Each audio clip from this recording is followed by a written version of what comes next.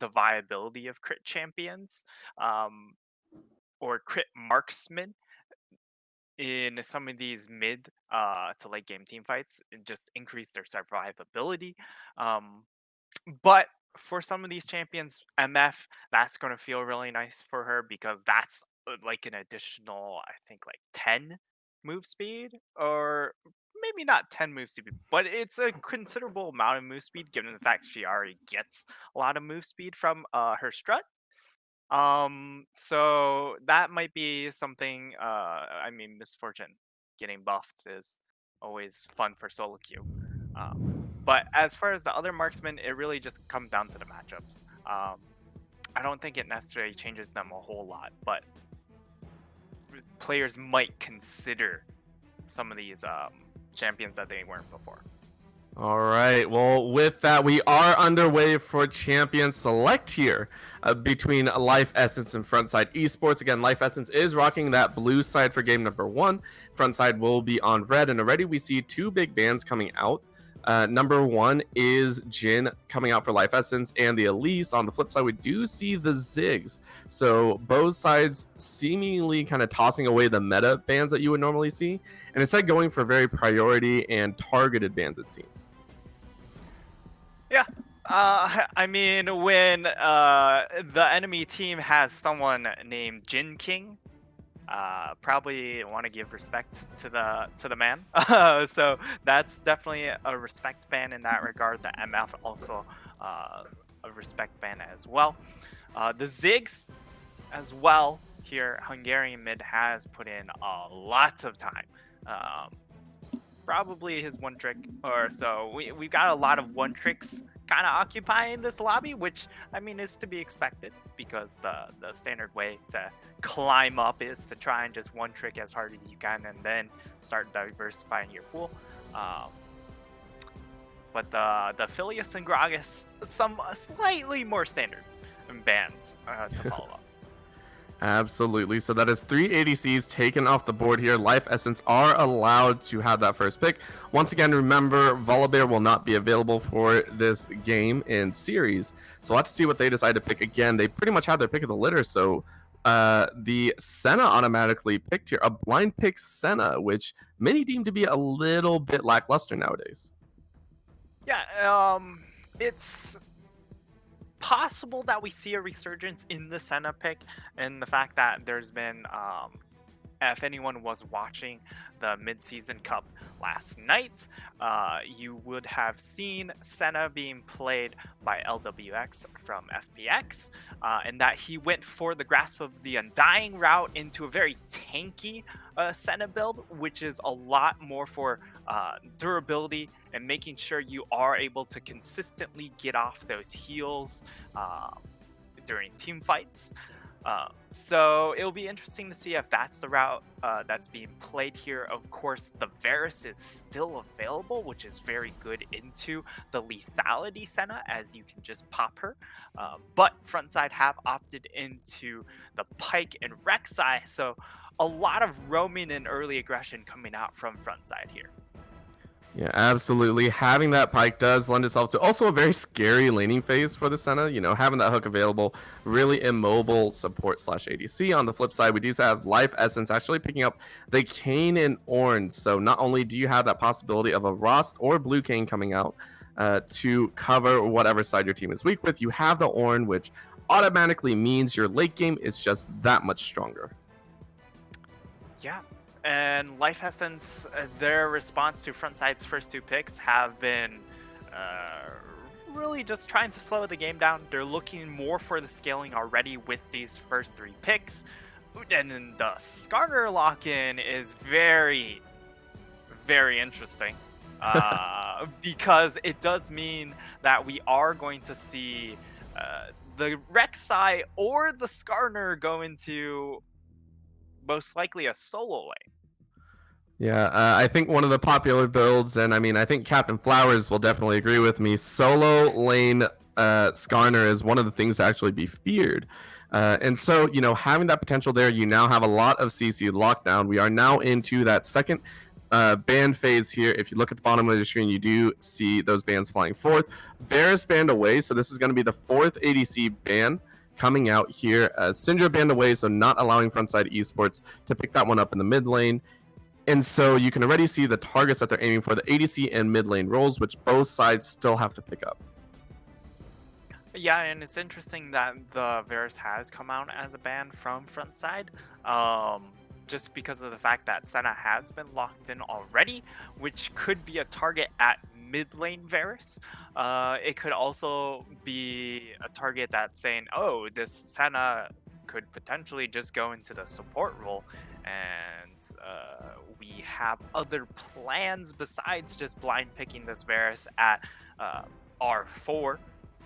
And Zillion banned out, so a lot of the safe mid laners that would allow your Skarner and Rek'Sai to just make plays have been kind of taken away here with the Victor, Zillion, and Syndra. So it'll be interesting to see what pick they lock in here, and it looks like they want to maintain the aggression, but Kai'Sa does feel slightly off theme from the rest of Frontside. Yeah, I do see that ADC pickup, so it is going to be Kai'Sa, Pyke in that bottom lane, so, might not be too heavy on that frontal, extended damage, but I mean, if you're looking at burst damage, Kai'Sa, definitely one of the best in the game for that. Again, we are still looking for a mid laner, both sides. In the last ban phase, actually banned away 3 mid laners. You had the Zillion, Syndra, and Victor all taken off the side, so Frontside Esports definitely going to get their pick of a counter mid against the Cassiopeia, which has been locked in, so very much a heavy team fight composition coming out from Life Essence here. Yeah, and I really like this Cassiopeia because you can just throw it up into the top side against the Skarner if you want and throw the Ornn mid. Although, all right, it could be a Cassio bot lane here with the Senna. So there's a lot of options with Life Essence's draft here. I can't really say too much until we actually see the champions locked in. So this is a very exciting draft from Life Essence, and we'll have to see how Frontside decide to deal with it with this last pick. And I'm a little bit concerned about the Vladimir, just because of the fact that the Cassiopeia, with her zoning tools, is going to be incredibly detrimental to this draft that Frontside has drafted. Oh, absolutely. We're seeing 2 very different compositions come out here. A lot of it that doesn't really feel like it synergizes, but looking down the lane, I mean, this Vladimir being tossed in there with everything that's been going on, it really feels like Frontside Esports are definitely stretching. So, I mean, looking at both sides here, which side do you see has the most synergy specifically in their composition?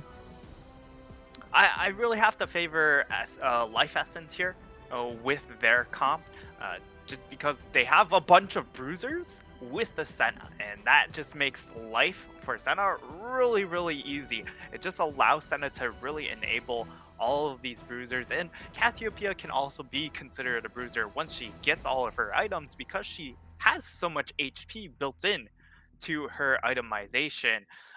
It's just going to be so hard for them to actually burst through a target from Frontside. They have to basically have all the stars align, with the Vladimir leading into the Rek'Sai, Pyke finding an insta kill. Yeah, that is one of the few things that looks more like, the pick in fight wherever you can instead of the front to back with the Vladimir. But I mean, we have seen Vladimir's definitely put in work before. We do see that Darius is going to be going in that mid lane, so Hungarian mid has pulled out what is basically considered a pocket pick here, or a cheese pick, really. I will absolutely say Darius is probably one of the few that I would like to take against a Vladimir. Have that bleed potential, have that damage output. But on the flip side here, Life Essence, if they don't get that front to back team fight like they want, are they going to have trouble here? Like, are they going to, have some trouble fighting in the jungle, or what do you think? Well, it really just comes down to how Frontside end up playing things out. Because they have high pick potential with the Skarner pick, they also have high single target damage. It really just comes down to if they're able to set up flanks deny vision around the sides of Dragon or Baron Pit and make it really, really scary for the side of Life Essence to just walk into these areas. If they're just fighting mid lane, then there's a clear disadvantage for Frontside, though. So it really just comes down to being able to find fights into the jungle, small choke points, and then find flanks around them. All right, and with that, as we do tick down to get into the game here, I do want to get your final opinion here. Looking at the jungles, both these junglers are very much known as a Kayn and Rek'Sai, two gank lanes very heavily. Is there a lane you can see both sides trying to get a lead on? Do you expect them to be ganking heavily, or do you expect them to be fighting each other more, playing it passive? What do you think? For the side of Life Essence, I'd like to see a little more focus onto the mid lane, given the fact that you have this Darius pick that wants to really shut down the Vladimir early on. That said, Kayn could see a trip into the bottom lane as well to try and mitigate this bot lane Kai'Sa Pyke threat onto the Senna early on. But as a result, I also expect to see Rek'Sai to make a trip down into that bottom lane. All right, well, there you go. Our predictions for what could be this early game, but we will be going to a very short commercial break, but please do not go anywhere. We do have a word from our sponsors here coming up for you shortly, so don't go anywhere. We'll be right back with game number 1 between Life Essence and Frontside Esports. Don't go anywhere. The vision. A vision of quality, a vision of uniformity. We took the time to create something familiar yet refreshing, something with a bit of change. Designed to fit any brand's unique vision.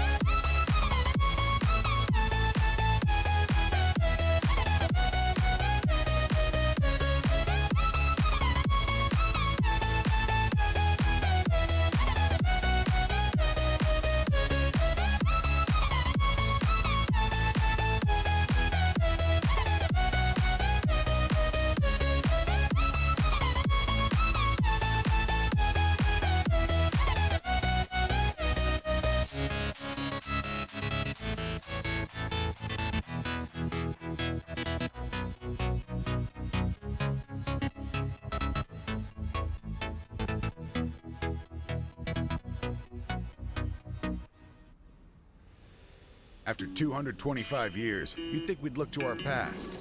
Nope. We're looking to our future,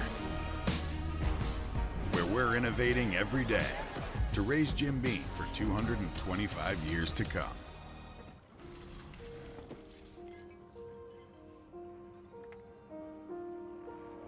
You just walk right out the door. Don't wanna do this anymore. Now I'm lost without you. You drive me crazy out my mind. How'd you do this? And welcome, ladies and gentlemen, to game number 1 between Life Essence and Frontside Esports. On the blue side, we do have Life Essence. We have Tentakai in the top lane, Hukiri Lee in that jungle role, Hungarian mid in the mid lane, and Younglin in Suka in that bottom lane. Yeah, and on Frontside, they're going to be on the red side. We've got Guess the Number in the top lane, Ruko jungle, Nexus Slayer in the mid lane, Jin King in the AD carry, Marksman role, and Meeksteer in that support role. And Guess the Number bringing out the somewhat niche starter pick, but I mean, it is going to be an Ornn top lane, so both champions will be able to scale relatively easily during the first 15-20 minutes. Yeah, absolutely. That is a question for what they plan to do. Again, having these types of champions on the board really does lend itself to very messy early games. If you're not used to playing against these champions, it does mean that you may not be ready for, the damage output, for how well they might duel or they may fight. So it's really going to come down to how well Tentakai knows this matchup and if he feels confident enough to try and abuse this lane. We do see a very standard start Rek'Sai starting on that red buff, whereas Kayn doesn't need a leash, is starting on that Raptors to kick things off. Yeah, and Kayn, and this is just the standard Kayn route here.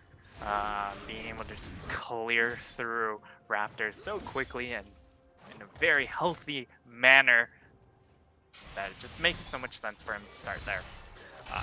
And it does look like we might see some early action coming in from Ruko, going straight into this bottom lane, as he is going to be pathing from red buff straight into the bot side of his jungle. That should be very interesting to watch if he does go through with the early aggression bot side. Yeah, we do see both the bot lane teams trying to posture for that level 2 engage. Again, level 2 is a big power spike. Zuka is actually the only one to hit level 2.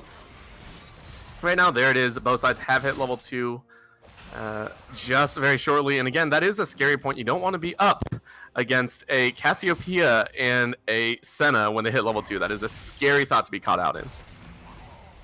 Yeah, the heal sustain coming in from this bot lane duo. Also, the fact that Younglin just has so much all-in potential with this Cassiopeia makes it very, very terrifying.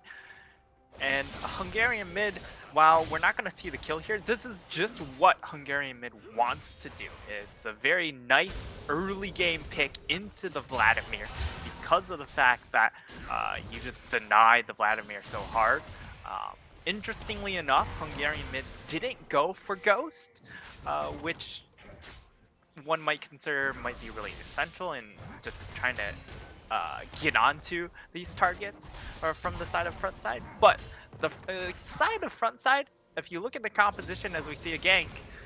Yeah, we do see the gank. Guess the number does flash, but again, that is a slightly wasted flash. There's a flash forward as well, so Tentakai easily going to pick that one up for himself. Is going to be starting out first blood to Tentakai and Hikiri on the side of Life Essence. Oh, okay. Yeah, and a little duel on the bottom side as well. Heal does come out from Younglin as well as the Azaz, so double pull on the summoners for nothing on the side of Frontside Esports. So aggression on both sides of the map. Yeah, aggression on both opposite ends here, and the kill up in the top side is really, really nice, and the fact that they forced the flash from Guess the Number and kind of flashed in place there. I didn't want to call him out, but it did happen, and that's really gonna be a possible just focal point for Hikiri because of the fact that now with Kayn being able to get his stacks that much faster, if he wants red Kayn, he can farm it pretty quickly if he keeps going top. Yeah, he's very happy to do that. You actually see him moving around as well. No pings go out, so this does mean that Hikiri has definitely found his way in. Does miss the knockup though, but again, these are no flashes. Slow does land as well. It looks like guest number is going to be able to walk out very, very easily. Does just get under tower. If that knockup had landed, that would have been a kill, but guest number definitely taking the brunt of this camp from the side of Life Essence. Yeah, Tentekai not quite landing that means that he does allow guest number to live another day. But the big thing is the fact that he's burned through so much of that HP bar and also a lot of that mana pool. So guest number does have TP. I expect to see him try and look for a recall, but he hasn't looked for it so far, and that might mean that he's just willing to continue to sack EXP and gold here. Yeah, there's a jump in though. That's going to be a double flash going over 1-for-1, and Youngling getting drawn back. He doesn't have the heal, does flash away. He might get survive, but he does not, as Ruko now going to flash before the kill. Does get slow. Teleport coming in. It looks like he's coming in from Hungarian mid. They are going to find it. That's going to be in trade, and Darius getting the teleport kill does change it to a 1-for-1. Yeah, and it is a teleport invested, but it is the mid lane teleport, which means that Hungarian mid can just walk straight back into that mid lane without missing much. And the fact that it's a Vladimir as well means that the wave won't get pushed in too readily here, as it is only a level 6 Vladimir. And Hungarian mid, it looks like he just wants to keep on holding Nexus Slayer in this mid lane. Yeah, the longer he can hold him here, the better. Again, Nexus Slayer actually went the Ignite, so it doesn't have the teleport advantage. So this does mean, again, Hungarian mid didn't really lose anything in the offensive and proactive trades here. Yeah, and he's still holding up in the farm department as well. And the fact that he is in a range disadvantage matchup. So while he does have the all-in ability in this lane, definitely going to be easier for the range champion to get that farm if Hungarian mid isn't perma-shoved into tower stop, as teleport is channeled up in the top side, and Scar just wanting to try and hold that wave where he can. Yeah, he is going to be able to stay in focus again. He is down quite a bit of CS, 25 CS difference. However, he does use a teleport, going to be able to try and pick up a little bit more of that CS. Keep in mind, though, Tentekai does still have his teleport. Again, since the wave is being frozen slightly, he might try and hold onto his teleport and hang onto it for this Mountain Dragon, which has been the first dragon to spawn. This will be very crucial to get the steamroll on that Dragon Soul. Yeah, and it's actually really important for the side of Frontside to make a play for this dragon, given the fact that the responsibility is on them to make plays happen. They have the pick comp, they have the ability to snowball. Really, the only person who scales super well here is this Vladimir, but a fight here might change.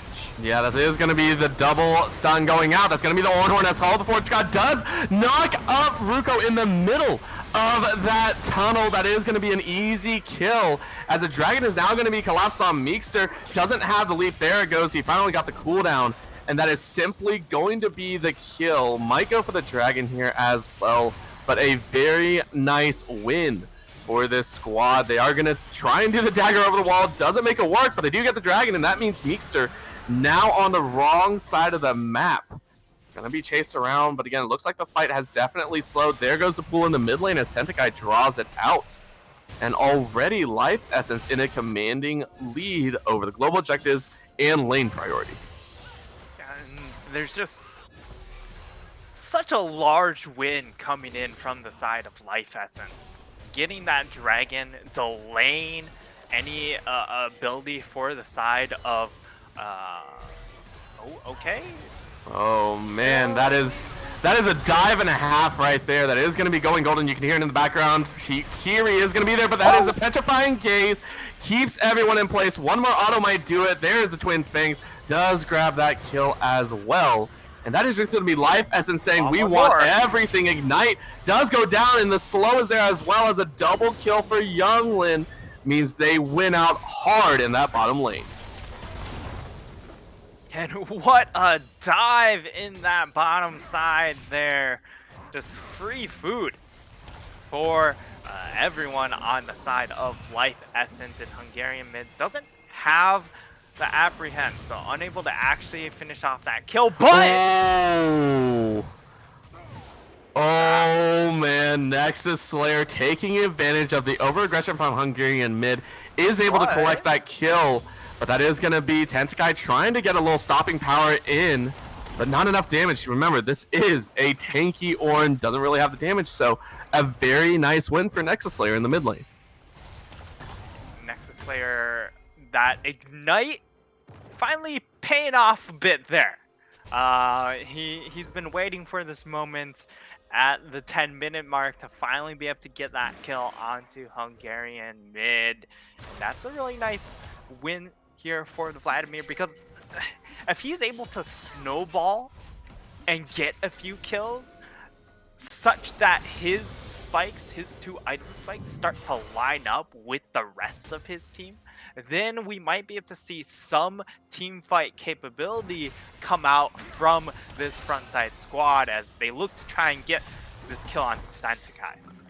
Yeah, Tentakai does predict that knockup, but that doesn't mean that he can stop the Impale. He is going to be drugged back to fight. Does flash out of the way, gets the knockup, but that is going to be chained by Ruko. He is going to dive in, but that still means he survives as Sukiri is now here to try and secure a kill. Look at the damage coming out of Ross right now. Feels so strong, so powerful. Another Q dies all the way in, and here comes Hungarian mid, also here to clean it up. Doesn't get the assist, unfortunately, but that is going to be the kill as a botched 1v2 in the top lane secures the 7th kill for the side of Life Essence. Yeah, it really just comes down to the fact that this Ornn has already hit his tank items, although we see this 1v1. Oh man, very nice petrifying gaze, but the jump in is not going to be enough as Younglin is able to collect his 3rd kill of the game. Very happy about how this game is going, and so far Life Essence putting on a clinic for the side of Frontside Esports. Yeah, Younglin just taking a chomp out of Jin King right there, and that's kind of the problem here. As the Kaisa, you'd like to abuse the Cassiopeia, but, well, Nexus Slayer is able to walk that one off. But as the Kaisa, you really just want to hit 3-4 items, and that's when Cassiopeia for sure just wins the 1v1. So if you try and aggress earlier, it doesn't really change too much here because you already have that Archangel staff, and these are both scaling items, so it really just comes down to who's ahead at that moment, and Younglin is clearly very far ahead compared to the Kaisa. Yeah, and again, getting those early kills definitely put some power in there for the Cassiopeia bot lane. Right now, Kaisa sitting at 1 and 2, but looking down the scoreboard, I mean, these stat lines are not doing very well for the side of Frontside Esports. You see guest number on 0-2. Especially Ruko in that jungle side, already 0 and 3, only 13 minutes in. Where does the side of Frontside Esports need to focus their power if they want to try and find a way back in this game? It really just comes down to try and rotate, guess the number on this Skarner as fast as you can. Try and run them into that mid lane. You get a couple kills in for Nexus Slayer. Or really just play around this Vladimir pick. Try and get him to find extra gold, because if he's able to hit that Proto Belt into the Death Cap spike here, then there's a lot of potential to just one-shot a lot of people before they get tanky. Oh, but here we go. Another fight breaking out. Nice call. The Forge God does land on a few people. And health bars are low for Meeksteer and Nexus Slayer, so both of them do back out. Tentakai is pushing everyone off as a dragon. It has been started up. This is a Cloud Drake, so 10% CDR for the Call of Forge God, Petrifying Gaze, and so much more. As once again, Life Essence are very happy to get a little bit of an advantage. But here we go, pulled over the wall. Zuki is gonna survive as he does flash out, and that brings on the pain. Meeksteer getting trespass on. That's gonna be the ultimate as well. One kill picked up, another one possibly there. That is gonna be the double kill for Hukiri on this bottom side as the game is spiraling quickly out of control. Again, this Kayn is just absolutely out of control. If you compare this jungle matchup, it's so much in favor of this Kayn, and the Rek'Sai really needed to snowball this early game, and she just hasn't done it whatsoever. 0, 3, and 1 is the complete opposite of a snowball, and Nexus Slayer is gonna get a visit from Hukiri. Yeah, that is gonna be a nasty fight as Ruko has to flash away once again. And again, these guys, there we go. Very nice Seeker. Void Rush claims that kill. So one trade back. Yes, that is the kill that they want. But again, at what cost? It feels like just a compensation reward as we see a Dragon in the tower. Guess the number is trying to get a kill for himself against a very tanky Ornn. But look at the damage. Guess the number is actually doing quite a bit. The procs of Grass of the Undying are sucking away quite a bit of health. Is going to be able to slow him once again. Does get another stun off. Might be able to chip him away once again, but not able to do so. Once again, this is a Skarner, not the strongest champion in the Rift, but able to force Tentakai out and might be able to secure himself a tower. I mean, it's really just a battle of attrition up top here, but he's brought friends this time around. Yep, yes, they did, and that is going to be the flash away. No death from below. That does mean a little less gold coming out, but Ruko is going to pay. That is going to be a 1-for-1, so a very happy Life Essence are going to give chase once again. A little bit of a a crystal coming out as guess number slows them down. 1-for-1, though. They spent so many resources diving Tentakai and only got a 1-for-1. Yeah, they expended quite a bit of effort here, and Hukiri, he might just win it by himself. Yeah, he very much will. That's going to be the Humble Trespass going out to keep himself healthy. Zukai just got body blocked so hard, and that is an unfortunate execute. Luckily, it wasn't kill over, but again, that is going to be a lot of experience going over in the order of Meekster. He's going to have to dance away, and is successfully able to dance it out. Is going to keep himself alive a little bit longer, though. This is just fights on all fronts, though, as Younglin, now getting exhausted, is going to be able to walk his way back because he has a Petrifying Gaze, and Younglin is able to stave off death once again. Yeah, and just utilizing that exhaust means that that's actually a big thing, but... Ooh, caught out at the wrong place at the wrong time. Hukiri Lee is going to go down in that top side, and that's going to be the flash forward. In they go. Younglin is able to get the Petrifying Gaze up. That is still going to be the kill. Very nice 1-for-1 trade, actually 2-for-1 across the board. But taking down a primary carry, getting the shutdown gold is going to make them feel so good with Younglin off the board for 25 seconds. Yeah, he just relieves so much pressure here with Younglin being taken down. There's just no super high damage threats on the field left besides the Cassiopeia. So that's going to feel really nice here. And for the side of front side, getting that kill allows them to pocket a little extra gold, but more importantly, Jin King still looking to scale here, but Nexus Slayer has hit his 2 items. Yes, absolutely he has, and able to start pressuring a little bit further forward. Again, this is not the bursty Vladimir that we normally see. We usually see the I believe the Spellbinder is what you normally see out of pure burst. Yeah, or pure the burst Vlad. Yes, either one.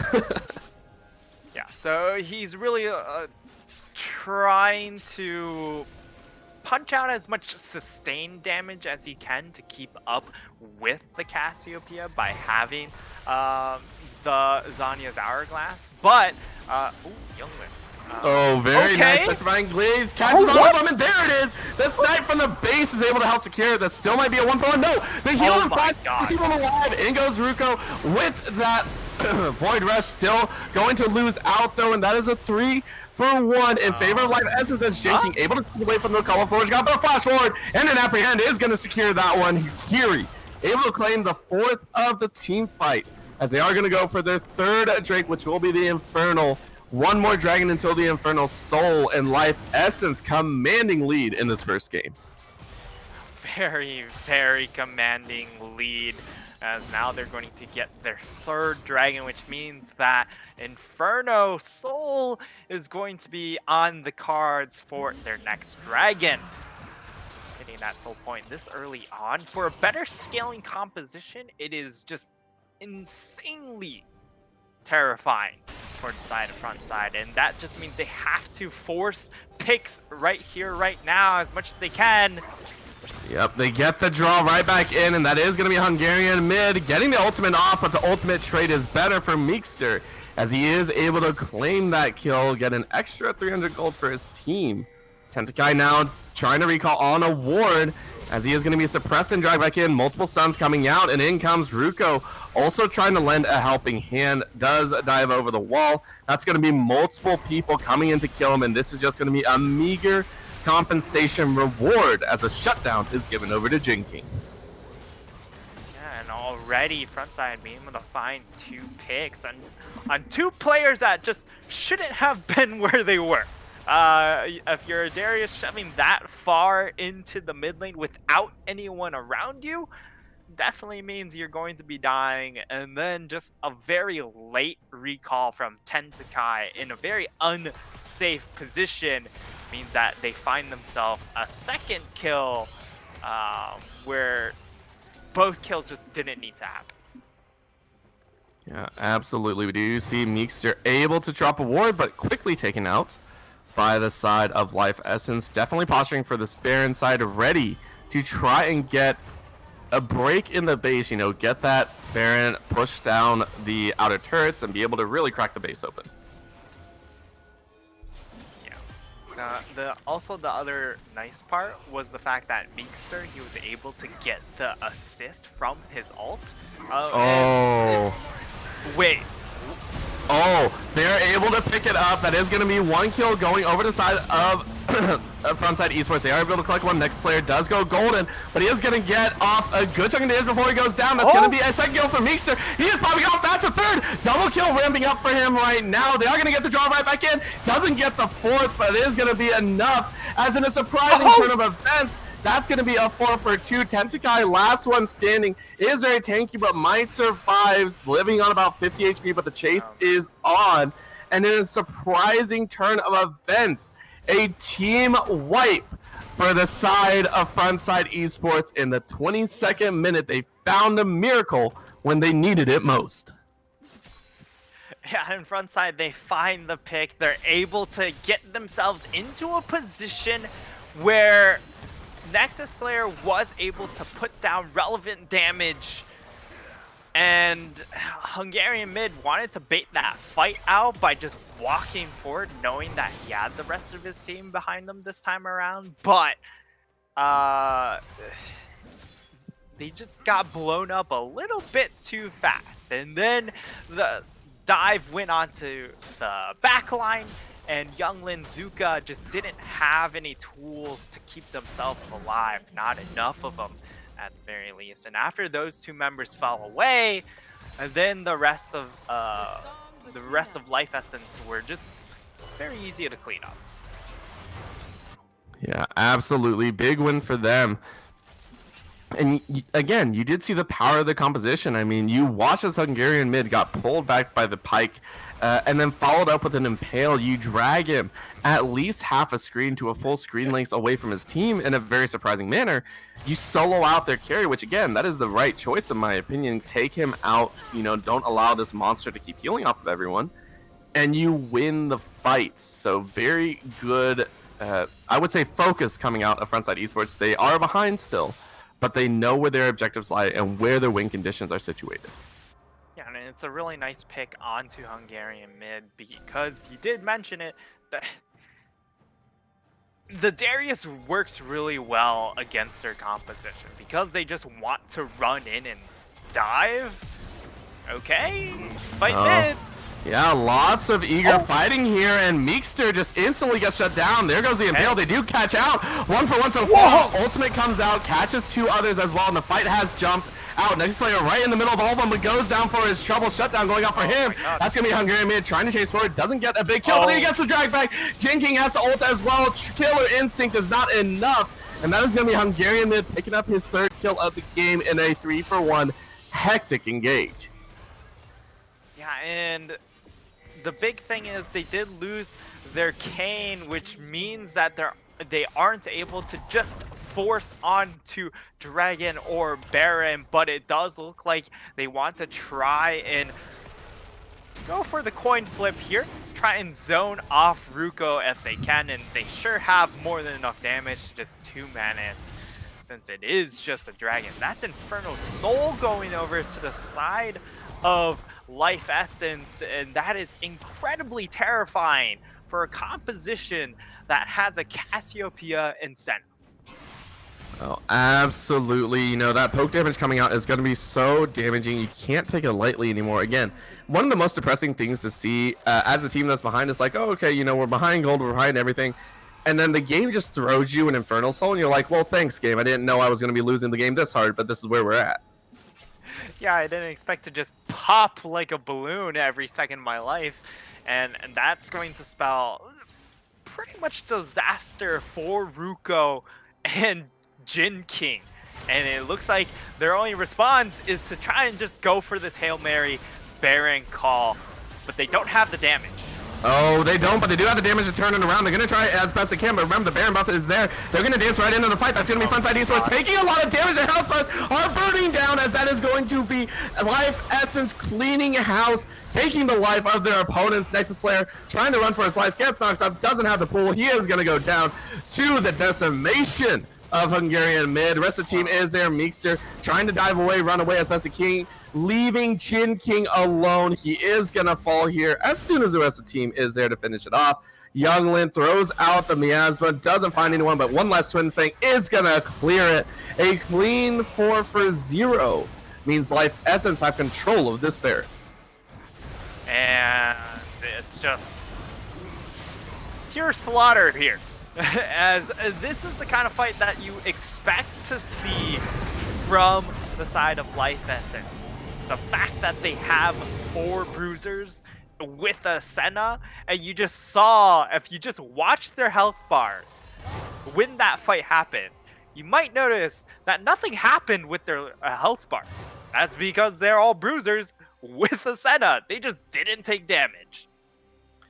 Yeah, absolutely. You don't have a choice, and I mean, Frontside Esports, I think, made the right call. You saw them all turn from the Baron. They tried to solo out. I think it was, again, Hungarian mid.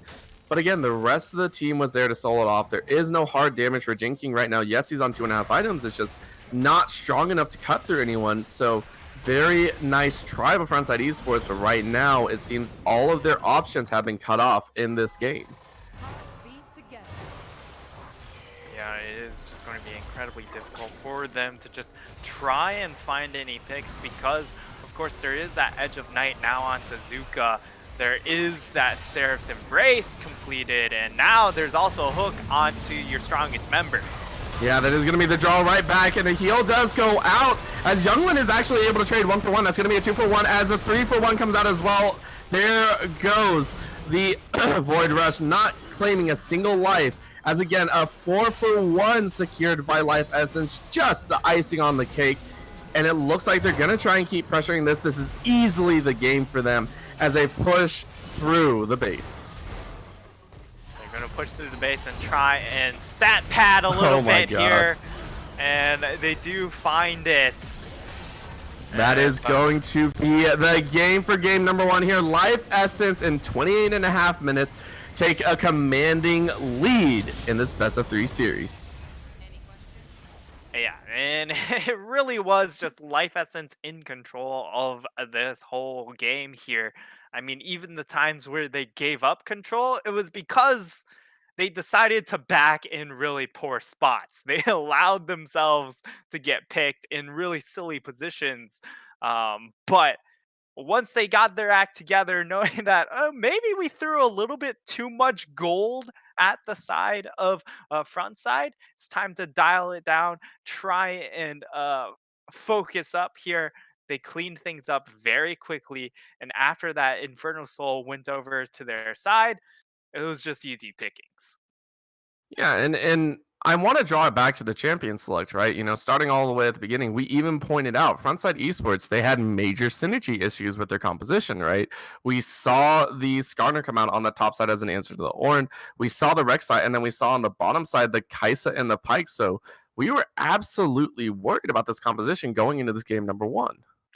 Yeah, and the big question really is that Kaisa pick, because while she has the very aggressive mode that she can use, where you just ult onto backline targets, for the most part you end up using your ultimate more as a peel tool for yourself.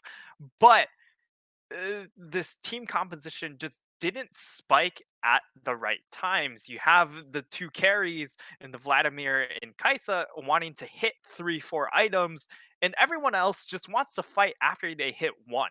And the timings just never lined up, and you saw that fights were just so discombobulated. Yeah, now looking towards game number two, what would you want to see different come out of this frontside esports squad? I mean, again, the composition, yes, had issues, but if they feel comfortable with that, they might run it back. Do you think that's the right answer? Do you think they need to change up their play style? What do you think needs to happen going into this game number two? I think that banning out the Varus when you have a first pick, second phase is kind of a wrong action, where you definitely could have just locked it in for yourself. It has the same play style as a Jin, being able to play from very long range as well. I'm just a little bit baffled as to why they didn't decide to lock that in. All right. Well, we'll have to see if they take your advice and maybe pick up the Varus against such aggressive tactics. We'll have to see what they can pull off in game number two, but don't go anywhere. We'll be right back with some more UCL action straight to your screen. Don't go anywhere.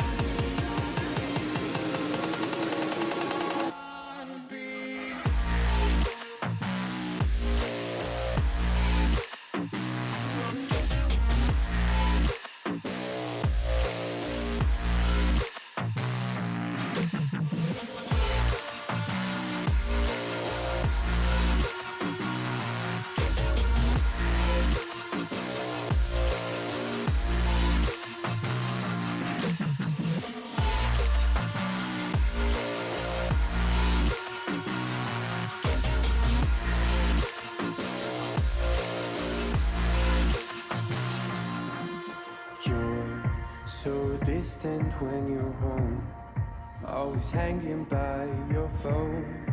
Do I even know you? And I get paranoid sometimes, 'cause I know that you ain't mine, and I'm lost without you. Used to be the one I talk to when I'm sad. Can't you see no tainted love is all we have? Our issues run so deep that when I try to sleep I feel so bad. I should leave, and by the time it's done, I'll be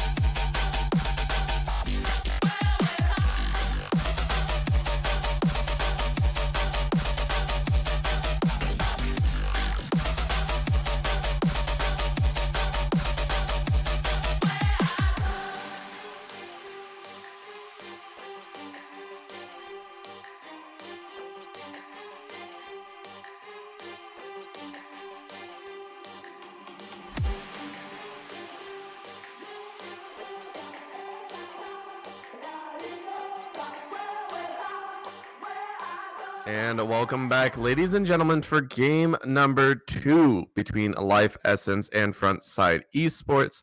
Again, game number 1 definitely went in favor of Life Essence. They had a commanding lead over Frontside Esports, who seemed to be struggling a little bit straight out of the gate.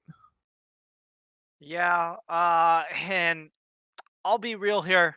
I'm just gonna chalk that one to draft. I know a lot of teams will just errantly blame draft, but that one was like you didn't quite give yourselves the tools to really get that game in your favor. The Cassiopeia Kaisa matchup was just not favorable whatsoever.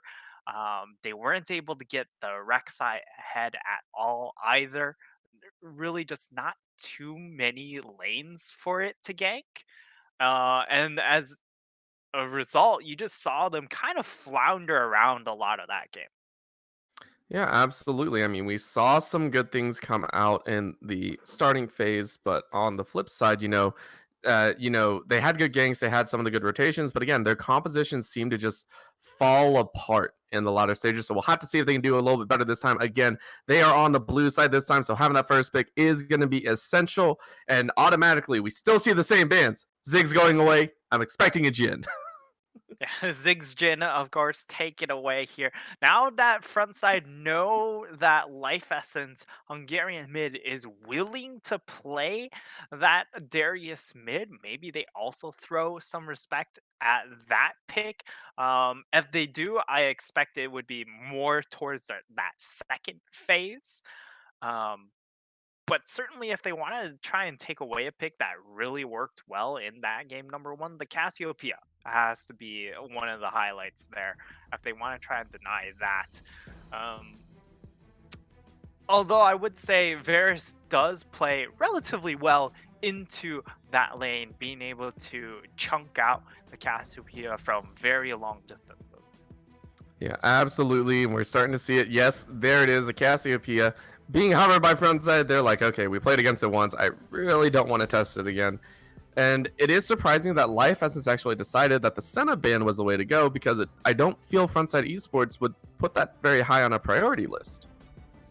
Yeah, and I think it really is just the fact that they don't want to see it be taken at all by Frontside.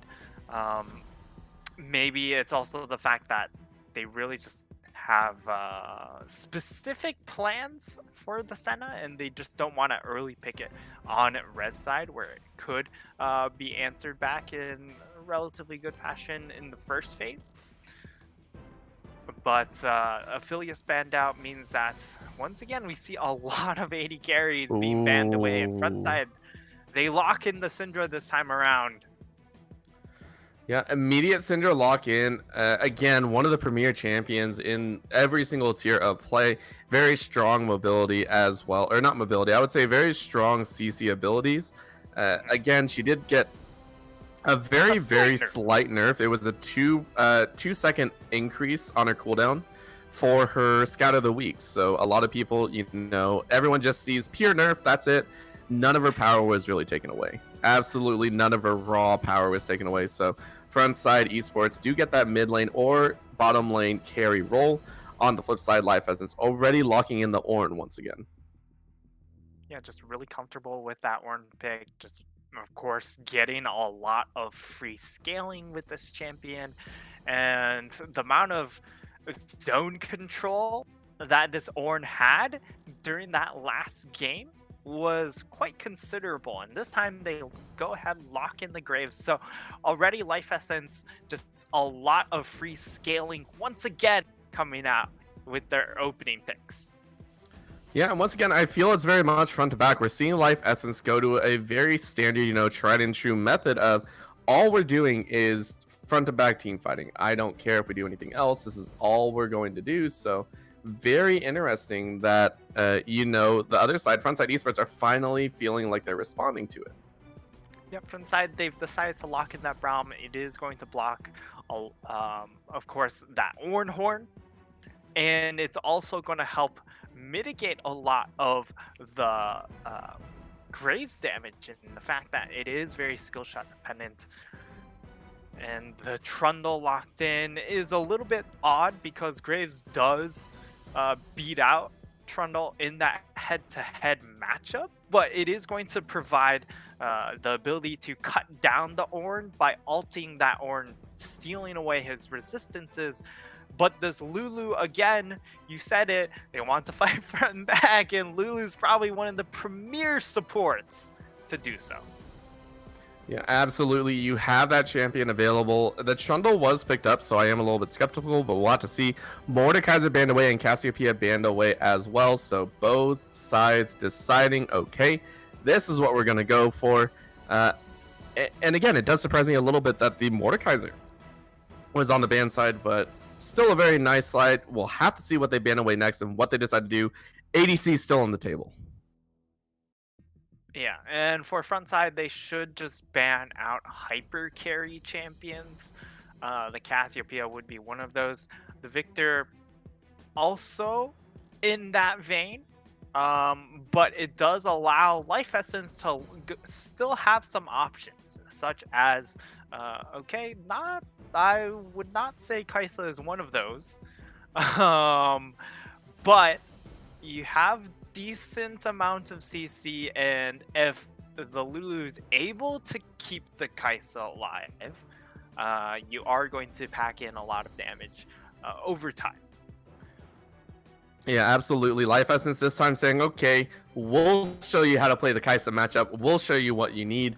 On the flip side, again, the Braum was locked in earlier, so that is going to cause some complications for a lot of the skill shot base. So they decide to lock in Jinx. Again, synergizes very well with the concussive blows coming out from the Braum. So I like this lineup. And again, we're seeing this Skarner. I don't think they lock it in. All right, so interestingly enough, we see the Skarner picked up once again. So while it could be sent up into that top side against the Ornn once again, we could also see it being sent into the jungle because of the fact that Trundle would be able to just split push against the Ornn as time goes on.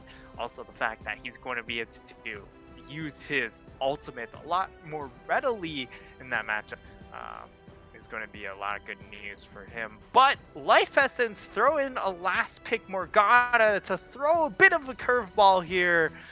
So now I'm interested to see which supports are we getting into that mid lane. Will it be the Lulu or will it be the Morgana? I expect to see the Morgana pick because you can just not interact with the Syndra, and also your black shields are going to be a lot larger because you're building AP.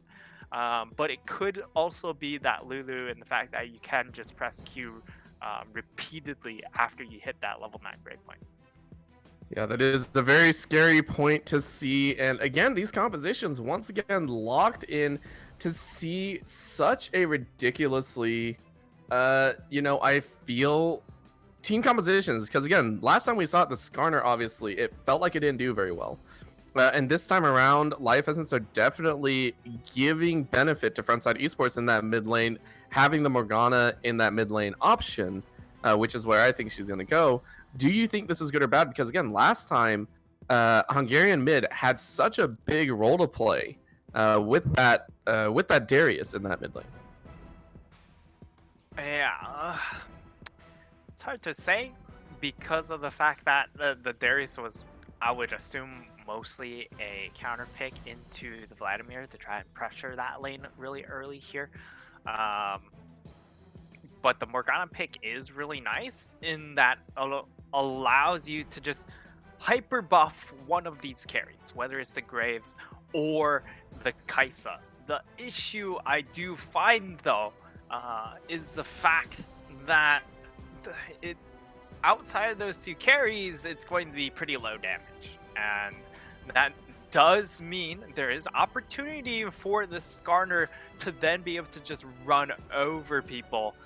As again, it's going to be that Skarner in that top side. Yeah, it really will. We do see the Morgana going to that mid lane. And so I do want to get your opinion because I want to talk about drafting in general, right? Drafts is very important. Deciding who gets the best sides, who has the best options and all that stuff. But do you really think Morgana being picked last is the right question here? Because you have the counter pick option. You could have picked a lot more secure champion. And yet that's the one you choose to go for? Yeah, it does feel a little bit wasted in the fact that you end up picking a very supportive type mid laner when you could just kind of go for the throat and get like a really big counter matchup. But the fact of the matter is, Syndra is one of the safest blind pick champions for a reason, in that she does do very well in a lot of these matchups. The only counter pick you could really look to try and punish with would be some sort of assassin in that mid lane. And I'm not sure if that is Hungarian mid style, because he plays, his two tricks are Ziggs and Darius.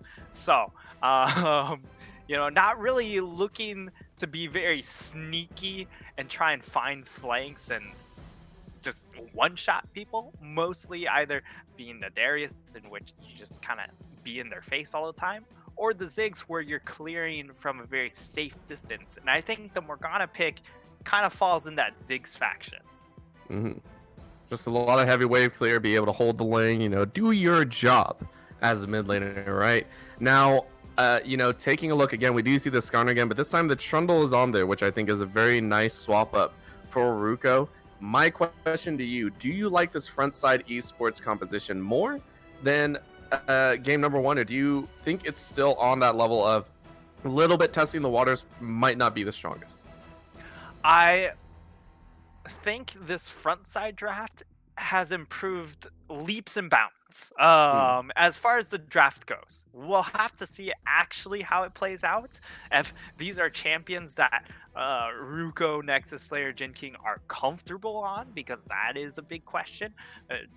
We saw the Kaisa being locked in by Jin King. It just looked way out of sorts. Maybe this is more of his place out, being able to sit in the back and contribute from long range.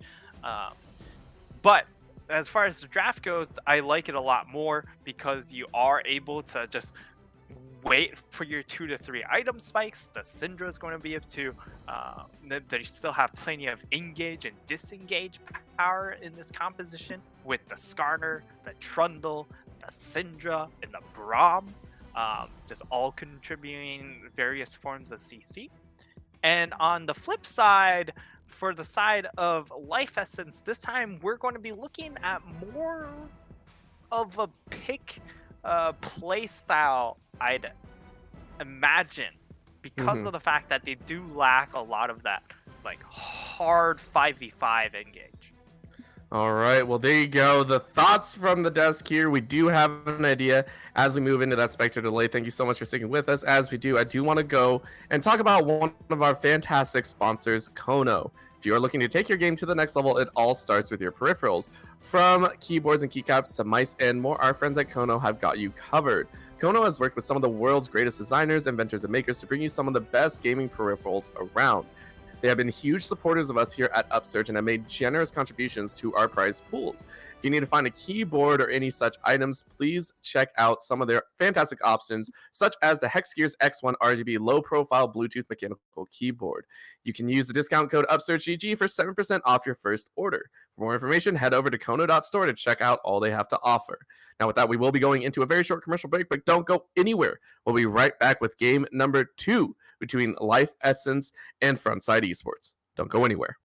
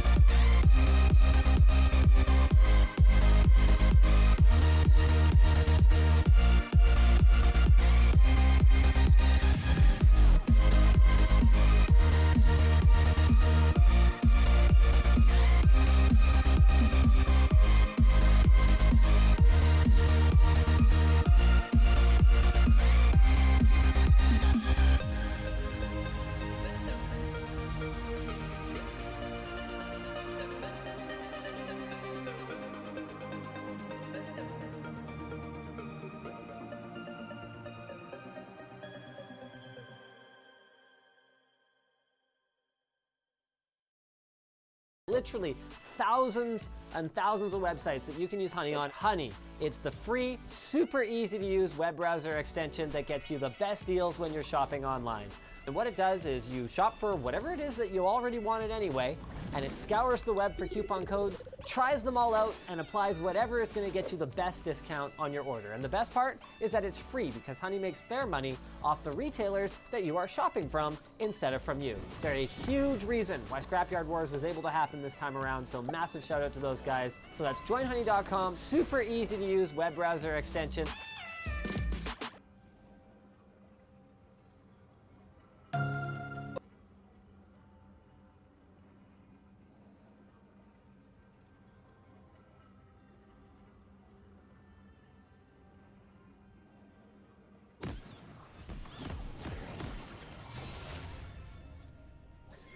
All right, and welcome back, ladies and gentlemen, as we do get underway for game number 2 here. Again, Frontside Esports down 0-1. They have to make a comeback. They chose to go with the Skarner this time again in the top side, but again, a little bit better composition as we had discussed in this game. Yeah, that's for sure. Being able to get that first reset for the Jinx is going to be really, really nice. And it also just makes things a lot easier for this Syndra pick to just line up all of her balls or orbs and then just burst them with that ultimate. So I think in this game in particular, going to be a lot more helpful than in game number 1. And the level 1 doesn't quite pan out as both teams just kind of sitting in a bush hoping the other team over aggresses, but neither team really opting for it. Yeah, something I do want to talk about. You were talking about it a little bit with the Syndra. Interestingly enough, we don't see the usual Electrocute or Comet coming out. We actually see the Phase Rush. So, in my opinion, Phase Rush is very much more a defensive rune set. Do you think she is being worried, or do you think Nexus Slayer is a little bit more worried about this Morgana, or what do you think is going on here? I think it's really to keep her distance away from things like the Graves and the Ornn, who once they get onto you, it's really hard as the Syndra to get rid of them, especially when you don't have that cooldown on to your stun as fast as you used to. It does mean that you'd like to find some safety elsewhere. And I think that's just going to be the adaptation we're going to see a lot of players make as they will most likely continue to pick Syndra. Yeah, we do see that possibility again. Graves also rushing that Phase Rush, so definitely going to be sticking a little bit closer. We do see both junglers moving towards that top side. I do believe that was a full clear actually from the Graves, so it looks like Graves is up just a little bit in terms of how he is positioning. However, both junglers have yet to grab their second buff, so this might be a beeline towards that top lane for another game. Yeah, and I mean, both of these top laners actually do have a lot of CC loaded into their kits. So as far as top lane skirmishes go, we might end up seeing if kills go one way or another, that it becomes a very explosive top side. Yeah, and there we go. We do see both junglers making their way around. And again, Ruko is waiting off on the side. He hasn't moved from that brush, so he has spotted out Hukiri. And here we go. Nice knockup going on to guess the number. And he does flash towards his jungler, but a flash follow from Tentakai means Hukiri is all alone. Flash away as well. Phase Rush seems to have helped. Ruko now drops the pillar to section him off. And I would call that a win for Frontside Esports, pulling 2 summoners for 1. They're going to get that summoner victory here, but it does look like they still want to try and get this wave shoved into the tower. Unfortunately, they aren't able to do so as Hukiri does make a roam over to make sure it doesn't end up crashing too quickly, and that still ends up playing all right for the side of Life Essence as Ruko is able to snag that, and this might be kills. Yes, that is the scatter of the week from the Flash, and that's going to be Hukiri getting caught out. A very nice, aggressive play coming out of Frontside Esports nets them first blood, and suddenly the tides have turned against Life Essence. And that's one of the bonuses you're going to get from the Skarner, is that if there's ever any... Zuka? Oh, Zuka getting caught out, and again, Ruko on this trundle has looked so much better. He is charging all the way in, and Younglin trying to jump around the side is not able to help out at all. Again, these are level 3 champions, not with the ultimates, but this is a good pinch coming out. A little bit of a slow goes out. Jin King has to burn the heal now. That's going to be a teleport coming in. Kakasabos does land. That might be all they want. The pillar able to section away to get the stun, and here comes Guess the Number. He says, hello, I want a little piece of this fight. The Scorpion has shown supreme. Jin King getting that extra buff, and that is the win that they wanted. 2-0 in this bottom lane in a fast and furious fight, netting Frontside Esports the Dragon. Yeah, and this is just a complete change in play style from what we saw in game number 1. They go for that early roam into that top side. Ooh, here comes the teleport. They still want to contest this dragon. I don't think it's going to happen, but can they get Ruka on the back end? And the answer should be yes. Yeah, no flash available. Easy pickup there. So a trade back and forth, which I mean, I think Frontside Esports will happily take up 900 gold. Already given over quite a bit to their primary carries in the solo lane. So I mean, I feel they have to be very happy about what has gone on so far. Yeah, the early plays here have definitely benefited Frontside Esport here. And the fact that they opened up that Skarner to roam early on. They crashed that wave to a certain degree, and that's one of the things that you are going to be able to do with the Skarner is you just get river control topside because of the fact that if you have that relic, it just makes Skarner so damn strong. Really does, and again, little trades in this top lane. Knockup Level coming 6, out though. from Tentakai. He's been trading very, very well, but here we go. Dive on the bottom side here. Meek, trying to keep himself alive, is able to shield his ally. Power shot's actually going out. Zuka does go very low, but that's going to be the stun coming out as Jin King says, thank you, I'll take a trade 1-for-1. Now they're all very low. Here comes Morgana, though. This could be an easy collapse. And that is going to be it. Zuka says, okay, I'll take it. Let's finish this up. This has been going on long enough. Yeah, they are able to get that dive, but I mean, for what it's worth, Jin King and Meeksteer still able to successfully get what they could out of that dive, finding themselves one kill, and it lands onto the Jinx is still a worthwhile trip because of the fact that Young Lin doesn't have that large of a CS advantage, and in fact only has a 20 gold lead. That's more than what you could hope for as a Jinx. As okay, I haven't seen this kind of Jinx build before, but it does make a little bit of sense. Yeah, it might, but we do see a little bit of a fight on the top side as a heavy dive coming out means Tentakai gets some good damage back, and I mean, that was a dive under the tower. I don't know if that was really worth. So now guess the number, and Ruko have to back off. Yeah, a little bit of a interesting dive there coming out from the side of Guess the Number and Ruko.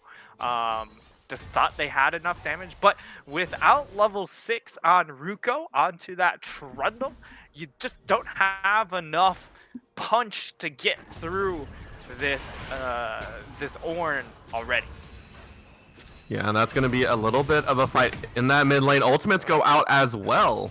That's going to be Nexus Slayer trying to force his way into a commanding lead in this mid lane. Again, with all the roaming that Hungarian mid has done, he still is not behind in CS, so that's a very big win for him.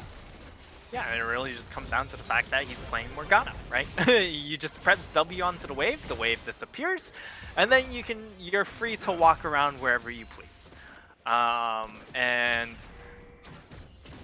that's been very, very nice for them, just being able to constantly try and respond to any of these early aggression plays coming in from the Trundle. Unfortunately, it has put him in the position where he's down 1 kill, but as a Morgana, you're not going to be too starved here, just because of the fact that you do have your Black Shield, and as we saw in that last engage there, also has that nullifying orb, so more than enough magic damage tank stats to just walk away from the Syndrome.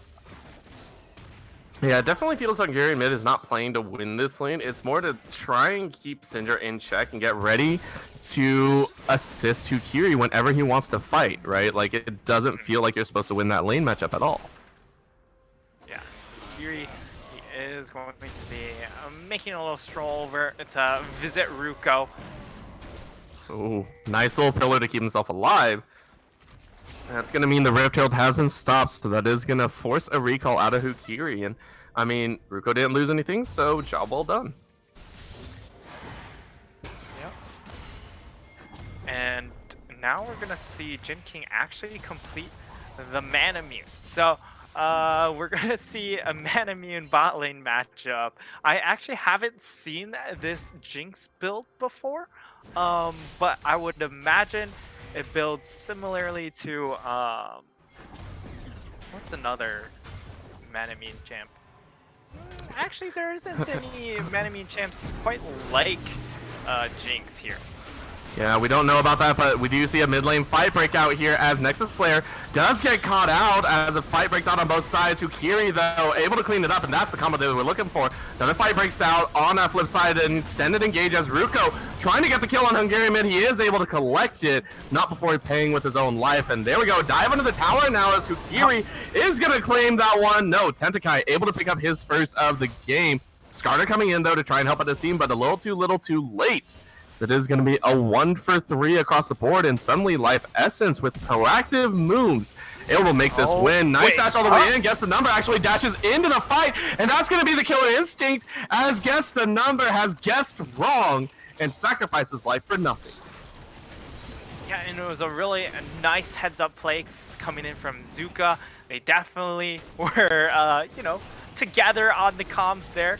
Just letting Hukiri know that if he dashes in, Zuka will have the ultimate for him and not burn it onto someone else. And that's going to be the second dragon going over to the side of Life Essence here. Really nice pickup here because this is a composition that would like to snowball off of dragons, as this is a team that will need to create plays themselves. Their late game basically is just this Graves, and there's still some potential of it popping off as it does have 3 kills already. So with the Morgana and the Lulu could just be unkillable in these team fights, but has to have the items to do so. Yeah, and I mean, taking a look at it now, I do want to talk about the fact that this time both sides have that option to possibly get an extra 12% AD and AP, right, with that soul on top of it. So much better state of the game right now for Frontside Esports as they have been able to hold on, but it definitely feels like everything is slipping now as Guess the Number now getting chased through the jungle, and he is going to get caught out. Scout of the Week, though, not able to get the kill as Unleashed Power Flash the sword. Nexus Slayer is able to claim that kill. Nice Scout of the Week right there. Shotgun stun collects everyone. But the rocket was there, lays down enough damage. Frontside Esports gets 3 for 2. And that was a play that went from good to bad to good once again. Able to make a play out of it. And again, Frontside Esports putting on a show here, trying to fight back in this best of 3. Yeah, trying to fight back here, and it really just comes down to the fact that Nexus Slayer, while he can't kill the Morgana, he can kill a lot of other people. And you saw right there that Graves, while gets a lot of armor from his true grit, does not get magic resist. Oh dear. And yeah. Yeah, we can't really talk about it right now as Guess the Number actually teleports him behind. Flash does come out from Youngland, so that does mean the kill is given over to Jin King on this bottom lane. Frontside Esports finally making the proactive plays and getting the leads, or trying to get the lead back in this game. Yeah, it really just comes down to Guess the Numbers just trying to take charge here in some shape or form. I'm not sure if it's in the comms that he's the one calling for these plays, but he knows that his Trundle's top side, he can just go for this teleport into the bottom side for free without getting punished, because at least they're still getting that extra gold in the top side onto their Trundle. And now you're just seeing that it's starting to pay off, and we see that reflected in the items as well. Instead of the Iceborne Gauntlet going for the budget build, he's gone for the Chad build. Definitely has. So you see some support on support action here. Dragon will be up in about 1:40, so everyone still has a chance to farm up as quickly as they can. Little tags here back and forth from Zuka. Throws up the emote just for good measure. Yeah, a little unfortunate for Meekster there. But one of the interesting things to keep note of is the fact that Skarner, with all the roams he's been doing, well, this is goodbye. Oh, wait. Oh. Yeah, that's definitely goodbye. A Lulu with no completed item is definitely gonna die from the output of Syndra, sitting on an item and a half. So again, goodbye support. At a very crucial time too.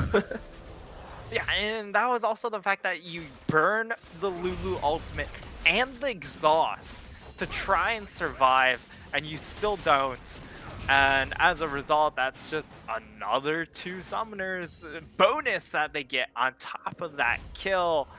So Nexus Slayer in a very good spot to really try and take control of this game, because now she does have the Oblivion Orb, so will hit quite hard, especially once this ultimate does come back. Yeah, and finally this time around, they do get the catch as well. Very nice catch on the Morgana as Black Shield does go up and the ultimate comes out as well, but that's going to be an easy kill for Frontside Esports as they chase down the Morgana, able to claim that mid lane kill. 1 and 4 from Hungarian mid right now, but here comes the Ornhorn flash away from Jin King as the fight breaks out here. Frontside Esports are trying to find this kill. Flash sword on the Jin King. They're getting everyone that they want, but that doesn't matter as a 1-for-2 trade on the backside is there. Younglin trying to keep himself alive, but in goes the Unleashed Power and the stun as well. Lands where they want it. This is a wash for this squad that is going to be Life Essence trying to dance it out. I mean, Hukiri is able to do the damage. They don't have mana. On the wrong side of the map. They have no mana. This is auto attack heaven for Hukiri right now. He is able to dance it as best he can. Nexus Slayer now has to run away, and Hukiri, the Graves, the man, the myth, the legend, is able to run them out of the map. This man is such a Chad. And he's just so strong now, along with the Lulu. He's going to be able to walk back into this and deny the dragon take. He does have, he doesn't have Smite available, but oh, ouch. That is going to be the kill coming out, but look at who's come back to the fight. Hungarian mid says hello. I am here now. The rest of the squad is here as well. They have to back off. Look at the health burst. Frontside Esports has spent way too long, and because of that, they lose the dragon objective. This is such a unfortunate series of events coming out for Frontside Esports. They want it so bad. You see them rotating, but they can't contest. And even though they got 4 kills, they lose the objective overall. yeah, and it really just comes down to the fact that they weren't watching their resources. Oh, and now Nexus Slayer is dead here. Oh man, Frontside Esports, they had it all. They were making their way forward, and now their grip is loosening. The mid tower is going to go down here. That's going to give him quite a bit of gold. Binding does go out and land. That means Ruko has to use his OJ, trying to keep himself alive, but that's going to be the tower going down. Big fight breaking out here. They get the kills as they wish. Soul Shackle doesn't catch anyone. Another Binding lands only on the Tiggy's member because the blows keeps on getting mid in the middle. That's going to be another kill. Guess the number. Is able to guess correctly this time. His 4th kill of the game, and the chase is on Hukiri. It has to run away, but Younglin, remember, he has damage. He gets blown up. He gets blown up where he stands. He is down. This is a slaughter on both sides fiercely trying to get an advantage. And in a massive back and forth, that is going to be another 3 kills to 1 for the side of Frontside Esports. Yeah, and it really just comes down to overextension after overextension there. They overstay their welcome for both of these teams, and now that's going to be a teleport. No, not just one teleport. That is a double teleport. It is comes Hungarian mid. Gets stopped up by the pillar, but they do claim 1 more. That's going to be, that is going to be the Unleashed Power claiming that kill, but they're on the chase, so Nexus Slayer does get the phase rush proc. The mid tower did go down, but that's still going to be 1 for 1 in that mid lane, and this is just a fiesta across the board here. And it's really just comes down to neither team willing to concede any control here. They're just way too greedy. You saw the side of Frontside, they won the dragon fight in a fairly convincing fashion, but then they overstayed to try and get that kill onto Hukiri, onto Zuka, when they didn't have the mana resources to do so. And as a result, they overstayed with their low health bars, and then that allowed the side of Life Essence to recover, bring in their full health members into the dragon. That results them in being able to claim dragon, but on the flip side, Frontside finally channel their recalls, they get their buys, they get their regen, then they come straight back mid, and they take that fight there, and that's just the fact that the side of the side of Life Essence, they got a little bit too greedy, trying to get more than what Hikiri's life bar could handle. Yeah, absolutely. And you know, these guys have been battling back and forth. This has been insane, and to think we're only 20 minutes into the game, there has been very close to, I think, getting up into almost 2 kills per minute, which is just crazy to me, right? As we see, this could be another one on the board. Guess the number is able to get the impale off. Younglin does get knocked out, but a fight all the way on the Baron side. We are now on the flip side. Hikiri now goes down. Guess the number is actually able to claim it in a 1-for-2 as he pays with his life, but Frontside Esports say, okay, we'll take that trade, as a 2-for-1 across the map is able to make them win. Soul Shackle goes out. Nexus Slayer now in the eyes of Hungarian mid. The pool goes down, able to claim that kill, but now he is stuck on the wrong side of the map. Binding goes out once again onto the Trundle, but a flash forward. This is a Morgana versus Braum as they want to keep fighting. This is absolutely insane back and forth. Tentakai is here now, flashes over the wall, shut down for Zuka as they get the kills back and forth. And I mean, you guys wanted a game. This is a game to remember. I mean, this is a game that's hard to forget. But it's also hard to remember what specifically happens because there's just so much happening. Oh my god. There was the fight in the bot lane, the 2v1. They had the Ornn sitting in the bush, but Skarner with the Triforce this time around does mean that he can trade 1-for-1 against that Kai'Sa. And then on the flip side, Raun just went a little bit too far. Once he got caught out there, then it just became easy pickings for the side of Frontside. But then the flash forward for Braum was a little excessive. The follow-up just wasn't there. And in no way is a Braum going to 1v1 a Morgana. Yeah, I have to agree with you there. I really do. But it's just, we have to talk about what this means for the rest of the squad, because I mean, this game has just been fighting back and forth. There has been no room to breathe, it feels like, as the Dragon is even coming up once again. Guess the number is now trying to clear out some wards, but I mean, these squads, do you think this is going to impact how both sides try and set up for proactive activity? I mean, they're already onto the Dragon. They've started it out. We'll see if they're able to actually finish it off before a fight starts, but the answer is no. Yeah, that is going to be the impale onto a very tanky member. That's going to be the ultimate blocked as Meek Steer is able to stop the Ornn ultimate, but a big unleashed power is not going to be enough as the kill goes over to not Frontside Life Essence. Dragon is still up. Very nice. Ultimate gets everyone in the knockup. Zuka making the big plays, and that's going to be a fight as Youngling able to clean it up. And would you look at that Life Essence on the back of a shoddy impale pick right there. Does secure Life Essence, the 3rd Dragon of the game, and puts them in commanding position of the global objectives. Yeah, very interesting. Impale engaged when the rest of the team were fairly committed onto just taking that Dragon.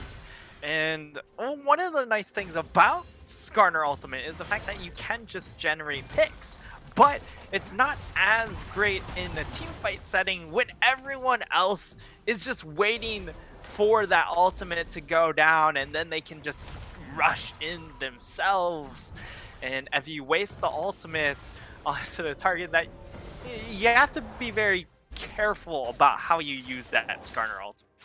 You really do, and I mean, when you have 2 options between Graves and Ornn directly in front of you, I don't think you want to pull the Ornn. I mean, I just don't see the reason to pull the Ornn unless he misclicked, which is a very real possibility when you stack champions on top of each other like that. Yeah, he's a little bit big. Just a little, but still, you have, as someone who's played Skarner twice, which I mean, if you're picking Skarner twice in the game for top lane specifically, it definitely means you have confidence, as we do see a fight breaking out here once again. There goes the binding, and it does land on priority targets again. The Call of the Forge God has been blocked. Tentakai diving all the way into the backline. Binding lands onto Jinx, but doesn't look like they want to follow up here. Jinx Tentakai. Look at Jin King, though. That is doing so much. There it is. Collateral damage finds its mark. And that's going to be the signal to follow up. Youngin able to pick that one up, but they do have a follow-up. They might want to continue. Nexus Slayer does get knocked up. There it is. Couple more missiles, is able to claim it, and a clean 3 for 0. As all of a sudden, Life Essence look like they're on top of the world in this game. Yeah, it really is just a bit of a snowball effect here. Life Essence slowly chipping away at this game, and they finally find that big pick for them to really snowball back into this game. Now they're at a 4K gold lead. Going to be a 5K gold lead after that. Baron goes down, and it's really hard at this point now to just try and punch through these members, because you now have the Ornn items starting to kick in. That extra gold investment. You've got 3 Ornn items. That's about an additional 4,000 golds worth of items. Yeah, it really is. You know, it's difficult to kind of decide, you know, how much gold is actually coming back. You know, you said about 4K, which is pretty appropriate. You know, each item upgrade gives between 20 and 30 extra stats, you know, depending on what it is. And so it looks like he actually decided to upgrade the Graves because, I mean, Hukiri has definitely been in the middle of these fights very heavily, plus upgrading that collateral damage. You saw it finish off Jin King. So where do you go from here if you're Frontside Esports? You had the aggressive win in the beginning, and now everything seems to have fallen off to the wayside. I don't think an ultimate onto the Ornn is the answer. But they've brought enough people. Yeah, they definitely have. This could easily be what they want as they pick up a very easy kill. But look at the lane positioning out the rest of Life Essence. They are easily pushing down this bottom and mid lane. I don't know if killing one Ornn is worth losing 2 towers here.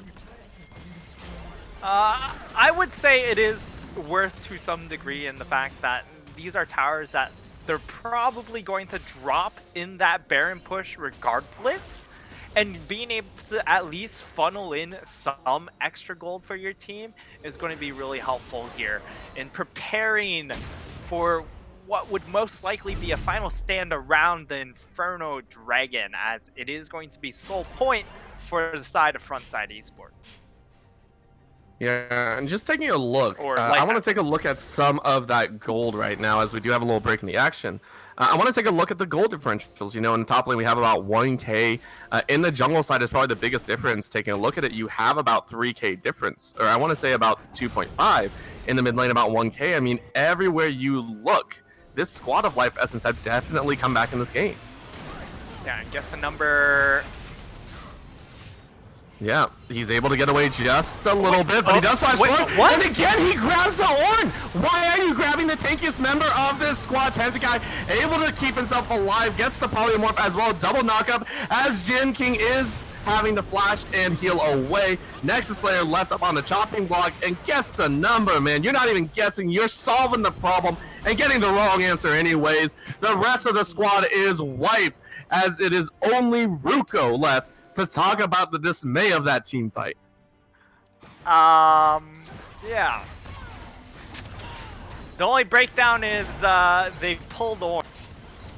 It was not the right answer. And that's just the end of analysis. It really is. You watch him flash into 5 members. Ornn was behind. Ornn was behind Hukiri and Hungarian mid. You flash over 2 very high priority champions, and you go for the take. What are you doing, man? He really wanted the Ornn.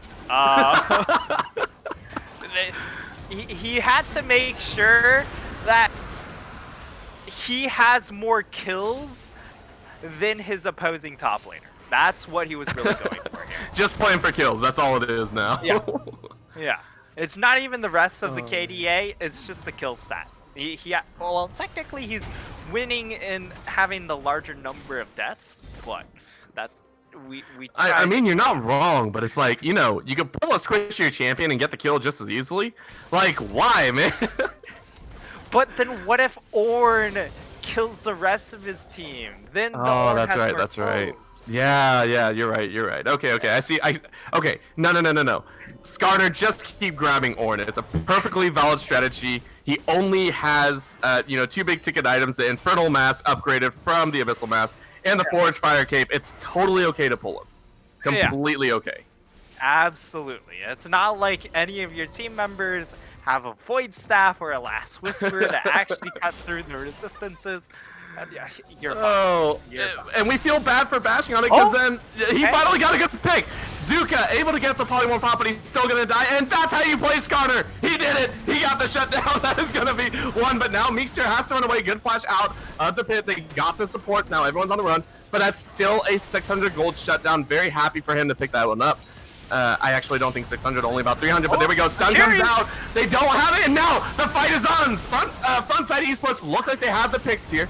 We have gotten a few more. Hungarian Mid flashes in, double Soul Shackle. Second proc is able to land, and that's going to be Nexus Slayer flashing out of the fight. He does get the final orb on the ground, able to pick that one off. That is a 2 for 2 so far, but Younglin is still alive, which means that they still have a chance. Frontside Esports have to run away as Life Essence are pushing into the base right now, but Nexus Slayer can't get back to base. He is not able to heal up. There goes Guess the Number. He is one man in front of these Nexus towers. But he does get knocked up. He does get the Impale as well, but that's going to be an easy double stun. He might pick it off, and that's going to be... Oh, that was a delayed 8. The delayed double Rainbow Ace. That's what we just witnessed there. And, oh, man. I mean, it just came down to Guess the Number. This time... Not only did he ult the Lulu to start off that sequence, he also ended it by ulting the Kai'Sa. So, the problem was solved in that the way for him to ult someone besides Ornn is to just make sure he ults before Ornn even arrives to the scene. Yeah, and even though we see the QSSs, right, like I understand why you don't want to grab someone with the QSS, right? It's not profitable as much, but at the same time, grabbing the Ornn I feel doesn't do anything either. I would rather burn a QSS mark, get that off the field, and then try and play from there, right? Like, why not do that? And it's just it's the lesser of two evils, right? You either grab the tank, who obviously is gonna live, or you grab one of the carries and force an aggressive item out of them. So it's like, this time around you saw it was much closer this time around. So very big win for them, as we do see a big ultimate come out. Meekster is not able to block the Ornn ultimate, but look at Jin King. He is doing free damage on the backside. No one has died so far. There it is. Hukiri able to claim one for himself. Big Scout of the Week does miss. Unleash power as well. That's gonna be the rocket going out, lands, but doesn't kill as another knockup goes out. Younglin, look at the damage coming out of this Kai'Sa. Game number 1 looks so weak. Flash forward, Zuka able to find the polymorph, and that's gonna be the chase down as Nexus Slayer falls. And with that, a 4 for 0, as we were just talking about Guess the Number and how well he played. It all is for naught as the squad of Life Essence is running down the base. They say thank you very much for that team fight, and they are able to secure the 2-0 in what was a back and forth game number 2. It was a very seesaw game number 2, but in the end, they just weren't able to kill the Graves, and at that point, the team fight just wasn't quite there for them in being able to generate these 4v5 team fights.